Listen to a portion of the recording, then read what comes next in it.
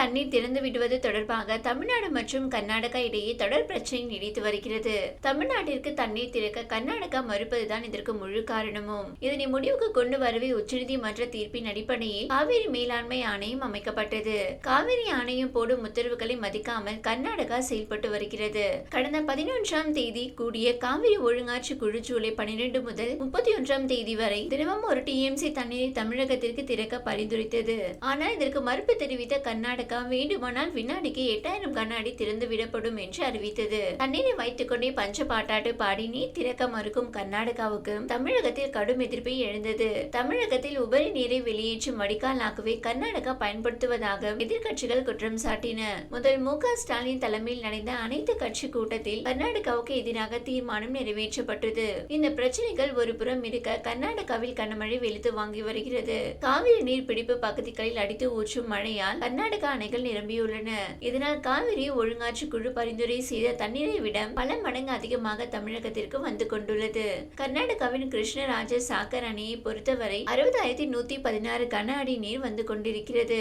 அணையின் மொத்த நீர் மட்டம் 124.80 அடி என்ற நிலையில் தற்போது 123.20 அடி வரை தண்ணீர் நிரம்பியுள்ளது. அணையின் பாதுகாப்பு கருதி 50,801 கன அடி தண்ணீர் வெளியேற்றப்பட்டு வருகிறது. அதே போல கபினி அணையும் நிரம்பியுள்ளதால் 17,375 கன அடி தண்ணீர் வெளியேற்றப்படுகிறது. கர்நாடகாவில் இருந்து அதிகப்படியான தண்ணீர் வருவதால் தமிழக எல்லையான ஒகேனக்கலுக்கு நீர்வரத்து பல மடங்காக உயர்ந்து காணப்படுகிறது. இன்று காலை நிலவரப்படி ஒகேனக்கல் காவிரி ஆற்றின் நீர்வரத்து 74,000 கன அடியாக உள்ளது. நேற்று மாலையை விட இன்று காலை 9,000 கன அடி அதிகரித்துள்ளது. இதனால் தொடர்ந்து 7வது நாளாக ஒகேனக்கல்லில் பரிசல் இயக்கவும் குளிக்கவும் தடை நீடிக்கிறது. மேட்டூர் அணை நீர்மட்டம் இன்று காலை 8 மணி நிலவரப்படி ஒரே நாளில் 7 அடி வரை உயர்ந்து 75.5 அடியாக உள்ளது. அணை நீர் இருப்பு 37.20 டிஎம்சியாக அதிகரித்துள்ளது. அணைக்கு 64,033 கன அடி தண்ணீர் வந்து கொண்டுள்ளது. அணையில் இருந்து குடிநீர் தேவைக்காக சுமார் 1000 கன அடி மட்டும் வெளியேற்றப்பட்டு வருகிறது. டெல்டா பாசனத்திற்கு தண்ணீர் வெளியேற்றப்படவில்லை. மேட்டூர் அணை நீர்மட்டம் கடந்த 8ஆம் தேதி 40 அடியாக இருந்தது. அதிகப்படியான தண்ணீர் வரத்து காரணமாக 2 வாரங்களில் சுமார் 35 அடி வரை கிடுகிடுவென உயர்ந்துள்ளது. அதுவும் கடந்த சில நாட்களில் தான் மிகவும் அதிகமான அளவு தண்ணீர் உயர்ந்தது. தண்ணீர் வரத்து அதிகரித்துள்ளதால் அடுத்த சில நாட்களில் 100 அடியை எட்டிவிடும் என்று எதிர்பார்க்கப்படுகிறது. போதிய தண்ணீர் இல்லாத காரணத்தால் இந்த ஆண்டு குறுவை சாகுபடிக்காக ஜூன் 12ஆம் தேதி தண்ணீர் திறக்கப்படவில்லை.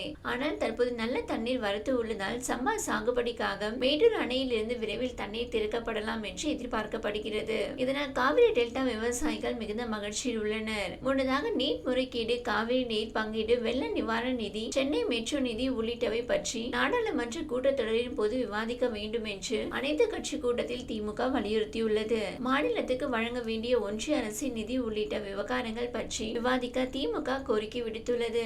நாடாளுமன்ற பட்ஜெட் கூட்டத்தொடர் நாளை தொடங்க உள்ள நிலையில் இன்று நாடாளுமன்ற அனைத்து கட்சி கூட்டத்தை ஒன்றிய அரசு கூட்டியுள்ளது. நாடாளுமன்ற விவகாரத்துறை அமைச்சர் கிரண் ரிஜிஜு தலைமையில் நடைபெறும் இந்த கூட்டத்தில் பாதுகாப்புத்துறை அமைச்சர் ராஜ்நாத் சிங், நிதி அமைச்சர் நிர்மலா சீதாராமன் உள்ளிட்ட அமைச்சர்கள் கலந்து கொண்டுள்ளனர். திமுகவை பொறுத்தவரையில் திமுக மக்களவை குழு தலைவர் டி.ஆர். பாலு, திமுக மாநிலங்களவை குழு தலைவர் திருச்சி சிவா, தேசியவாத காங்கிரஸ் கட்சி நிர்வாகிகள் வைகோ, திருமாவளவன் உள்ளிட்டோர் இந்த கூட்டத்தில் கலந்து கொண்டுள்ளனர். நாடாளுமன்ற கூட்டத்தொடர் 21/7/2024 அன்று தொடங்கி ஆகஸ்ட் 12ஆம் தேதி வரை நடைபெற உள்ளது. இந்த பட்ஜெட் கூட்டத்தொடரை பொறுத்தவரையில் ஒன்றிய அரசு பல்வேறு மசோதாக்களை கொண்டுவர திட்டமிட்டுள்ளது. இந்த கூட்டத்தொடரை சுமூகமாக நடத்துவது தொடர்பாக இன்றைய கூட்டத்தில் விவாதிக்கப்படுகிறது. திமுகவை பொறுத்தவரையில் நீட் முறைகேடு, காவிரி நீர் பங்கீடு, வெள்ள நிவாரண நிதி, சென்னை மெட்ரோ நிதி உள்ளிட்டவை குறித்து நாடாளுமன்ற கூட்டத்தொடரில் விவாதிக்க வேண்டும் என கோரிக்கை வைத்துள்ளனர் என்பது குறிப்பிடத்தக்கது.